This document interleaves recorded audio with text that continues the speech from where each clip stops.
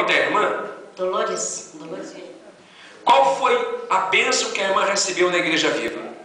Minha bênção foram várias bênçãos, que é impossível contar todas, mas a que mais me marcou aqui na Igreja Viva foi a campanha de quarta-feira, de coisa de 1 ano e pouco atrás. Eu fiz 7 quartas-feiras e pedi a conversão da minha filha mais velha, que eu não queria saber de vir para a igreja, e ela estava desempregada também. E eu fiz a campanha, mas depois com o tempo a gente vai esquecendo, né, do que pediu a Deus, né. Aí, quando chegou uma outra campanha, Deus me fez lembrar daquela que eu havia pedido. Aí eu olhei para trás e vi que a minha filha já estava quase 1 ano trabalhando e estava convertida na igreja.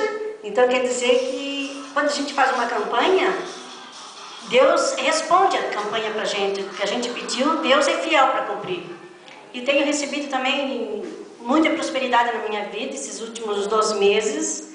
Tenho ouvido o que o pastor fala para a gente profetizar e acreditar. E eu acreditei e conversei com Deus, que era daquilo que eu estava precisando, Deus me deu.